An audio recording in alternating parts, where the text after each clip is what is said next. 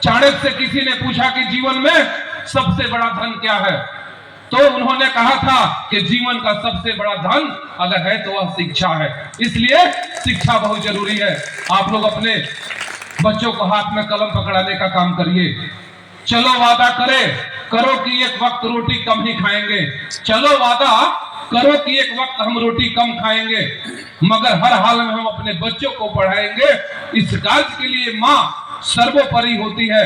माँ से बड़ा कोई भगवान नहीं होता है। भगवान भी कहते हैं, भगवान भी ईश्वर भी कहते हैं, चाहे कोई राजा महाराजा बने या कोई बड़ा नेता बने, बगैर माँ का दुनिया में कुछ होने वाला नहीं है। इसलिए माँ पूजनीय होती है। पहले माँ का नाम आता है।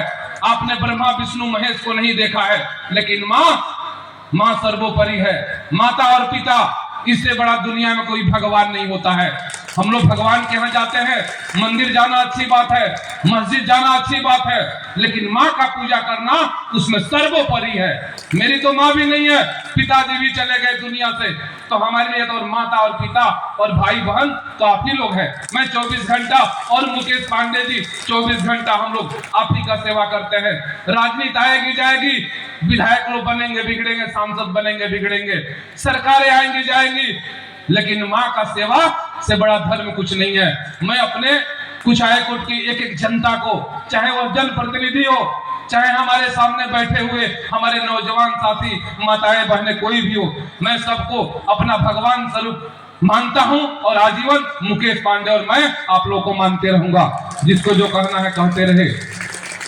जो अक्सर आपके सामने कहता रहा हूं कि आपका नेता नहीं बल्कि आपका बेटा और भाई बनकर के आपके सुख दुख में चाहे किसी भी परिस्थिति में रहूं, आप पर आंच नहीं आने दूंगा। मैं बीते 25 वर्षों से आप सबके बीच में इसी भावना के साथ रहकर काम करता आया हूं और आगे भी मैं और मुकेश पांडे यह वचन देता हूं कि इसी भावना के साथ आपका सेवा होते रहेगा। इसको कोई रोक नहीं सकता है। आपके साथ रहूंगा क्योंकि बनाया उसमें राजनीति करने के लिए समय काम करते आया हूं और आगे भी मैं यह वचन देता हूं कि काम करूंगा, भावना को लेकर आपके साथ रहूंगा, क्योंकि इस लंबे समय से आप लोगों ने मेरा जो रिश्ता बनाया है उसमें राजनीति करने का कोई अब जगह नहीं है।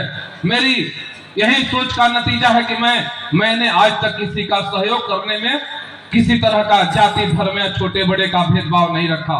मेरे लिए इस बात का कोई मतलब नहीं है कि कोई हिंदू हो या मुसलमान हो, कोई छोटा हो या बड़ा हो, समय मेरे घर के दरवाजे सबके लिए हमेशा खुले रहते हैं और खुले रहेंगे।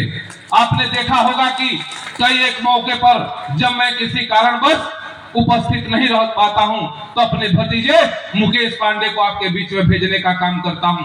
और यह मुकेश पांडे चाहे किसी की सुख की बात हो चाहे किसी की दुख की बात हो, जैसे अगर कहीं एक्सीडेंट होता है और हम लोग 102 एम्बुलेंस को बुलाने का काम करते हैं, उससे भी पहले मुकेश पांडे हमारे लोगों के बीच में पहुंचने का काम करते हैं। मुकेश पांडे जी, मेरी अनुपस्थिति का महसूस न हो।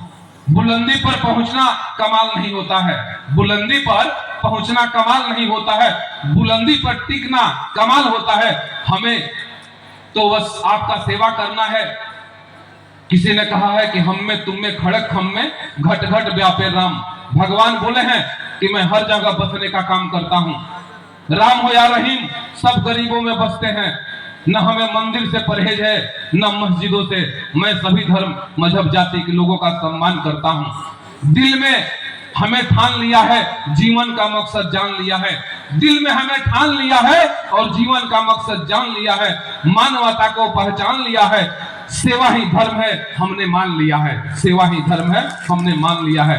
मैं सभी जनप्रतिनिधियों से आग्रह करता हूं कि अगर आप 100 रुपये कमाते हैं तो कम से कम उसमें से 10 रुपया मंदिर और मस्जिद और गरीब में दान पुण्य करने जरूर काम करिएगा। इसलिए कि भगवान देने वाले को कभी कमी नहीं करते हैं। आप जितना दीजिएगा उससे अधिक आपके बीच में भगवान भेजने का काम करेंगे। इसलिए सेवा भावना से कोई राजनीति नहीं होनी चाहिए। बस मैं यही जानता हूं कि सेवा करते रहिए, उससे कभी कोई कमी नहीं हो सकता है। भगवान किसी को गरीब ना बनावे। मैं उस गरीबी को देखा हूं, मैं उस दर्द को जानता हूं। जब रात को मड़ई चूता है और बिछौना बिटोर करके पूरी रात काटनी पड़ती है, मुझे यह दिन याद है। मैं भी किसी राजा महाराजा खानदान से नहीं आता हूं, मैं भी किसान का बेटा हूं। सारे हमारे कुचायकोट विधानसभा क्षेत्र के जब मैं चुनाव लड़ने जाता हूं तो लोग कहता है कि कहीं बाहर से चुनाव लड़ने का पप्पू पांडे काम करते हैं, कहीं बाहरी लोग हैं। लेकिन सारे लोग हमारे कुचायकोट पंचायत के भी लोग आए हुए हैं और सब लोग जानते हैं कि हमारे पिताजी का नवरसा वही बलवंत सागर में है और हमारे पिताजी ने यहाँ अपने ममहर में आने का काम किया। मेरा तो घर कुचायकोट है और मैं अपने घर के लोगों का सेवा करता हूं और यह आजीवन करते रहूंगा। 2005 की पहले की जो सरकार थी, आप लोग जानते हैं, उस समय चरवाहा विद्यालय खोला जाता था। अब बताइए, जो चरवाहा विद्यालय में बच्चा पढ़ेगा, उस बच्चे का क्या भविष्य होगा, उस राज्य का क्या भविष्य होगा, उस देश का क्या भविष्य होगा। आदरणीय हमारे नेता नीतीश कुमार जी जब इस बिहार का गद्दी संभालने का काम किए, चाहे वह शिक्षा की बात हो, चाहे सड़क की बात हो, चाहे स्वास्थ्य की बात हो, आज हमारा बिहार पूरे देश में नंबर 1 राज्य बनने जा रहा है और बन चुका है आदरणीय हमारे नेता के नेतृत्व में। स्वास्थ्य क्षेत्र में आज सभी प्रखंडों में सामुदायिक भवन, अस्पताल, दवा, अनुभवी डॉक्टर की व्यवस्था। आपने गोपालगंज में मेडिकल कॉलेज का निर्माण करवाया, थावे में शिक्षा के क्षेत्र में बच्चियों को साइकिल की व्यवस्था, बच्चों को मिड डे मील से भोजन की व्यवस्था, छात्र छात्राओं को आगे की पढ़ाई के लिए तथा स्टूडेंट लोन। सड़क के क्षेत्र में सभी गांवों को शहर से जोड़ना, सभी गांवों में पीसीसी, आरसीसी रोड का निर्माण, इंजीनियरिंग कॉलेज, अपने कुचायकोट सिपाया में पॉलिटेक्निक कॉलेज, सैनिक विद्यालय तो हमारे जिस समय रघुनाथ जी यहाँ का सांसद हुआ करते थे उनके द्वारा अपने जिला में बना। और बहुत सौभाग्य की बात है कि आज हमारे सिपाया में सैनिक विद्यालय चल रहा है, बहुत खुशी की बात है। पंचदेवरी में अत्यंत पिछड़ा बालिका छात्रावास +2 विद्यालय का निर्माण